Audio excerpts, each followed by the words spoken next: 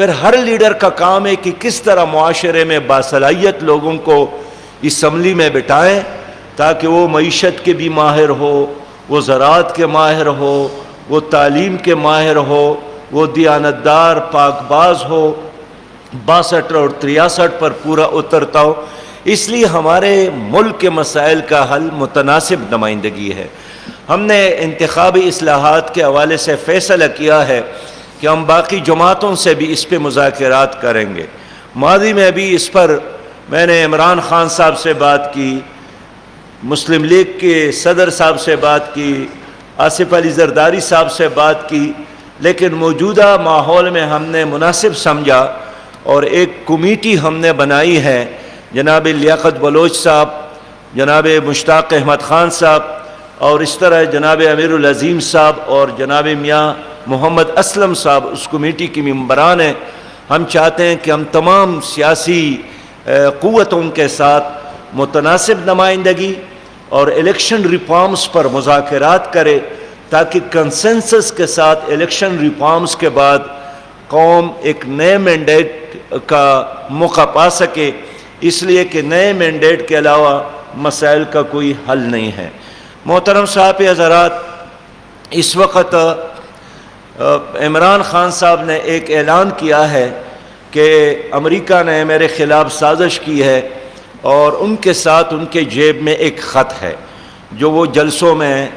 دکھاتا ہے۔ یہ ایک معمہ ہے، مجھے تو خود وہ خط پڑھنے کا موقع نہیں ملا ہے، اس لیے میں نے جوڈیشل کمیشن کا مطالبہ کیا ہے کہ اس وقت نئی حکومت کی بیانیے پر بھی لوگ اعتماد نہیں کرتے اور اس کا موقف بھی اب تک کلیئر نہیں ہے کہ خط ہے یا نہیں ہے، ایک معمہ ہے جس کو حل کرنے کی ضرورت ہے۔ اس لیے آج پھر میں جوڈیشل کمیشن کا مطالبہ کرتا ہوں سپریم کورٹ سے کہ تمام فریقوں کو بلایا جائے اور تمام فریقوں کو بٹھایا جائے۔ سپریم کورٹ پر عوام کا اعتماد ہے اور وہ دودھ کا دودھ اور پانی کا پانی کر کے لوگوں کو بتائیں کہ کیا امریکہ نے واقعی یہ خط لکھا ہے، اس میں واقعی یہ دھمکی موجود ہے کہ اگر وزیر اعظم عمران خان صاحب ہے تو ہم اس کو نہیں چھوڑیں گے، ہم پاکستان کو معاف نہیں کریں گے۔ جماعت اسلامی نے ہمیشہ امریکہ کے خلاف تحریک چلائی ہے، باقی لوگ تو اب یہ بات کرنے لگے ہیں۔ جماعت اسلامی سے کا تو ڈے ون سے یہ موقف ہے کہ امریکہ کبھی بھی ہمارا دوست نہیں ہو سکتا ہے۔ آپ کو یاد ہوگا کہ جماعت اسلامی نے 5 سال گو امریکہ گو تحریک چلائی، جماعت اسلامی نے کیرے لوگر بل کے خلاف تحریک چلائی، جماعت اسلامی نے سی ٹی بی ٹی کے خلاف تحریک چلائی تھی، جماعت اسلامی نے ڈرون حملوں کے خلاف تحریک چلائی، جماعت اسلامی نے امریکی افواج کے اور نیٹو افواج کے افغانستان کے میں مداخلت کے خلاف تحریک چلائی۔ تو جماعت اسلامی کا پہلے سے یہ موقف ہے کہ ہمیں امریکی غلامی منظور نہیں ہے، امریکہ کبھی بھی ہمارا دوست نہیں ہو سکتا ہے۔ کشمیر کے مسئلے پر امریکہ ہندوستان کا ساتھی ہے، فلسطین کے مسئلے میں امریکہ اسرائیل کا ساتھی ہے، اور امریکہ کی وجہ سے سوڈان 2 حصوں میں تقسیم ہوا اور مشرقی سوڈان جنوبی سوڈان جدا کیا گیا، اس لیے کہ وہاں عیسائیوں کی اکثریت تھی۔ امریکہ کی مداخلت کی وجہ سے مشرقی تیمور جدا ہوا انڈونیشیا میں، اور یہ پوری تاریخ گواہی دیتی ہے کہ کبھی بھی امریکہ نے مسلمانوں کے ساتھ، اسلامی ممالک کے ساتھ انصاف نہیں کیا ہے، انہوں نے حکمرانوں کو اپنے مفادات کے لیے استعمال کیا ہے۔ اور یہ امریکہ کا طریقہ ہے کہ ہر ملک میں وہ حکومت بھی اپنی مرضی کا لاتا ہے اور اپوزیشن بھی اپنی مرضی کا رکھتا ہے۔ 2018 میں جب الیکشن ہوا اور جماعت اسلامی کو کامیابی نہیں ملی تو امریکی اسٹیبلشمنٹ نے الیکشن کے نتائج پر بہت اطمینان کا اظہار کیا تھا کہ دہشت گرد ہار گئے۔ اسی طرح مودی نے خوشحالی کا اظہار کیا تھا کہ دہشت گرد ہار گئے۔ یہاں بھی جو بااثر طبقے ہیں انہوں نے بھی اطمینان کا اظہار کیا کہ پاکستان کے لوگوں نے دہشت گردوں کو اسمبلی میں جانے نہیں دیا، لیکن ان بیانات کی وجہ سے ہم نے اپنا موقف نہیں بدلا اس وقت بھی ہم یہی کہنا چاہتے تھے اور آج بھی کہ امریکہ ایک ملک کا نام نہیں ہے، امریکہ ایک نظام کا نام ہے، اور گزشتہ 74 سالوں سے ان کا نظام یہاں پر مسلط ہے۔ یہ سودی نظام ان کا نظام ہے جس کو ہماری حکمرانوں نے اپنے گلے سے لگایا ہے۔ یہ مخلوط نظام تعلیم تو ان کا مطالبہ ہے جس کو ہر حکومت نے سپورٹ کیا ہے اور اس کو مزید مضبوط کیا ہے۔ یہ ہماری سیاست میں کرپشن اور کرپٹ لوگوں کو مواقع دینا، یہ ان کی خواہش ہے، اس لیے کہ کلین لوگوں کا آنا حکومت میں یہ کبھی بھی امریکہ گوارا نہیں کرتا ہے۔ ان کو ایسے لوگ چاہیے جن کو خرید سکے، ان کو ایسے لوگ چاہیے جن کا کاروبار ادھر ہو۔ یہی وجہ ہے کہ گزشتہ پی ٹی آئی کی حکومت بن گئی تو وہاں سے 5-6 لوگ جن کی شہریت امریکہ کی تھی ان کو یہاں پر لا کر اہم اسامیوں پر بٹھائے گئے۔ اس وقت بھی ہمارا یہ موقف یہ تھا کہ اگر ایک آدمی نے امریکی شہریت اور امریکہ کے آئین کے ساتھ وفاداری کا حلف اٹھایا ہے، اگر ایک آدمی نے برطانیہ کی شہری ہونے کے ناطے برطانیہ کے ملکہ کے ساتھ وفاداری کا حلف اٹھایا ہے، وہ کیسے پاکستان کا وفادار ہو سکتا ہے؟ لیکن آپ دیکھتے ہیں کہ سابقہ حکومتوں میں اس طرح کے بہت سارے لوگ موجود تھے۔ اس لیے ہم چاہتے ہیں کہ اس خط کے حوالے سے اس معاملے کو حل کرنے کے لیے سپریم کورٹ اپنا کردار ادا کرے، اس لیے کہ ایک شدید تشویش ہے ہمیں بھی۔ اگر یہ خط صحیح ہے تو ہم 1000 بار امریکہ کے مداخلت کی مذمت کرتے ہیں، لیکن اگر یہ صرف ایک خط ہے تو پھر عوام کو بتایا جائے کہ حق کیا ہے اور سچ کیا ہے اور جھوٹ کیا ہے۔ میں آج کے پریس کانفرنس میں موجودہ حکومت سے یہ مطالبہ کرتا ہوں، شہباز شریف صاحب کی حکومت سے، کہ افغانستان کی حکومت کو اب تسلیم کیا جائے۔ افغانستان میں اگر ایک کمزور حکومت ہے، افغانستان میں اگر استحکام نہیں ہے، افغانستان میں اگر امن نہیں ہے، افغانستان میں اگر خوشحالی نہیں ہے، افغانستان میں اگر ترقی نہیں ہے، تو ان کے 100% خراب اثرات ہمارے اوپر پڑیں گے۔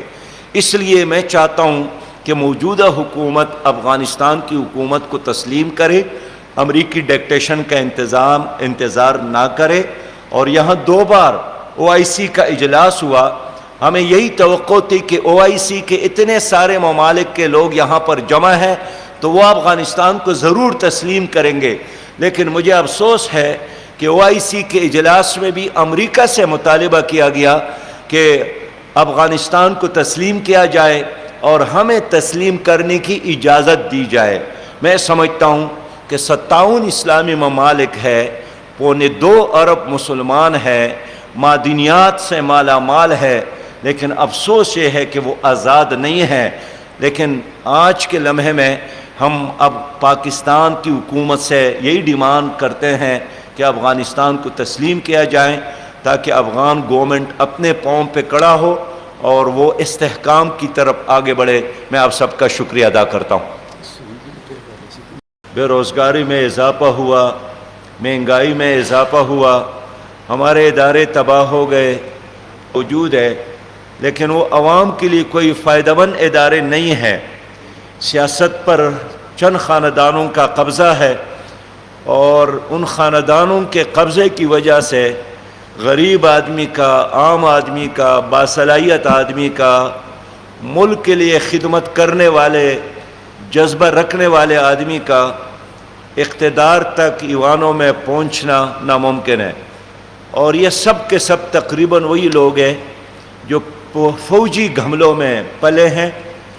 فوجی گھملوں میں بڑے ہیں، اور ان کے آشیرواد سے یہ قوم پر مسلط ہو گئے۔ میں اس لیے آج آپ سے بات کرنا چاہتا ہوں کہ ان لوگوں کی وجہ سے پارلیمنٹ بے توقیر ہو گیا، اور یہ بکاؤ مال ہے، کوئی 95-96 کی تعداد میں ہر اسمبلی میں موجود ہوتے ہیں، اور ان کی وجہ سے لوٹوں اور نوٹوں کی سیاست چلتی ہے اور بوٹوں کی بھی سیاست چلتی ہے۔ جماعت اسلامی نے ہمیشہ اس سیاست سے نفرت کا اظہار کیا، اس لیے کہ عوام کی سیاست نہیں ہے، یہ مفادات کی سیاست ہے۔ یہ الیکٹیبلز ہے کون جس کو ہر پارٹی بغیر کسی اسکروٹننگ کا قبول کرتی ہے اور سر پر اور عوام کے کندھوں پر بٹھاتی ہے؟ یہ وہی مافیاز ہے، لینڈ مافیاز، آٹا مافیاز، ڈرگ مافیاز، پیٹرول اور ڈیزل مافیاز۔ یہی چند لوگ ہیں جو پیسے کی بنیاد پر پارٹیوں میں اپنے لیے جگہ بناتے ہیں اور جانے والوں کو خدا حافظ کہتے ہیں اور آنے والوں کے ساتھ گلے ملاتے ہیں، اور پھر اسی گھملے کا پھول بن کر خوشبو بکیرنے کی کوشش کرتے ہیں۔ لیکن یہ بے رنگ بے بو بے ذائقہ لوگ ہیں جنہوں نے کبھی بھی ڈیلیور نہیں کیا، جنہوں نے کبھی بھی عوام کے ساتھ انصاف نہیں کیا۔ پاناما پیپرز میں انہی لوگوں کے نام تھے، پنڈورا پیپرز میں انہی لوگوں کے نام ہے، نیب میں یہی لوگ مطلوب ہے، بینکوں کو لوٹنے والے یہی لوگ ہیں، قرض لینے والے یہی لوگ ہیں۔ تو یہی لوگ مزے کرتے ہیں اور بوجھ سارا وہ غریب عوام پر آتا ہے۔ اس لیے جماعت اسلامی نے ہمیشہ اس سیاست سے بیزاری کا اظہار کیا ہے، اور یہ وہی لوگ ہیں جنہوں نے پی ایچ ڈی کیا ہے کرپشن میں، اور ان کا کرپشن پکڑنا بھی مشکل کام ہے، اور اتنے بااثر ہوتے ہیں کہ اگر پکڑی بھی جائیں تو پھر عدالت ان کو سزا نہیں دے سکتی ہے۔ میرے پیارے بھائیوں، میں اس لیے عرض کرنا چاہتا ہوں کہ پرانے نظام کے لیے نئے چوکیدار دوبارہ آ گئے، اور 10 اپریل کو نیا وزیر اعظم بن گیا۔ آج 38 رکنی کابینہ نے حلف اٹھایا، اور کچھ لوگ سمجھتے ہیں کہ شاید یہ ایک انقلاب ہے، یہ ایک تبدیلی ہے، لیکن نہ پرانی تبدیلی حقیقی تبدیلی تھی، نہ آج کی تبدیلی حقیقی تبدیلی ہے۔ جس طرح سورج مشرق سے طلوع ہوتا ہے اور مغرب میں غروب ہوتا ہے، اور لوگ بدلتے رہتے ہیں، تو نظام وہی ہے جس نے آپ کے ملک کو، آپ کی سیاست کو، آپ کے اداروں کو یرغمال بنایا ہے۔ صرف یہ چوکیدار بنتے ہیں، تو اس چوکیدار کا نام کبھی خادم پاکستان ہوتا ہے، اور کبھی خادم اعلیٰ ہوتا ہے، اور کبھی قائد عوام ہوتا ہے، لیکن وہی گندگی کا ایک ڈیر ہے جس کے لیے نیا پہرہ دار آتا ہے۔ عوام کو اس سے کچھ نہیں ملنا ہے۔ میں اس لیے آپ سے یہ بات کرنا چاہتا ہوں کہ جماعت اسلامی سمجھتی ہے کہ اللہ تعالیٰ نے پی ٹی آئی کو بھی ایک موقع دیا تھا، کاش وہ ڈیلیور کرتی۔ نوجوانوں نے ساتھ دیا تھا، اوورسیز پاکستانیوں نے ساتھ دیا تھا، لوگوں نے بہت محبتوں سے نوازا تھا، اور پھر شاید پاکستان کی پہلی حکومت ہے جن کو بھرپور اعتماد رہا اسٹیبلشمنٹ کا، اور اسٹیبلشمنٹ بھی روز اعلان کرتی تھی اور حکومت بھی کہ ہم ایک پیج پر ہے۔ یہاں تک کہ اس حکومت کی ترجمانی کا فریضہ بھی ISPR ادا کرتے تھے۔ ISI نے جنرل پیس کی قیادت میں مکمل طور پر ان کا ساتھ دیا۔ جناب باجوہ صاحب نے مکمل سرپرستی کی، اور کندھا سے کندھا ملا کر اور ہاتھ سے ہاتھ ملا کر ان کے ساتھ چلتے رہے، لیکن ڈیلیور نہیں کر سکے، اور 4.25 سال بعد اس کے دامن میں ناکامی اور نامرادی کے علاوہ اور کچھ نہیں ہے۔ اور یہی ایک تقریر تھی کہ جو پرانا گن ہے اب تو ہم وہ صاف کر رہے ہیں، اور اب وہی ترانہ اسی موجودہ حکومت کی ہے۔ اس وقت جو وزیر اعظم صاحب اور کیبنٹ نے حلف اٹھایا ہے، عوام کی بڑے توقعات ہے، عوام کی بڑی تمنائیں اور ضروریات ہے، لیکن اس حکومت کا ترانہ اور بیانیہ بھی وہی ہے جو پی ٹی آئی کا تھا۔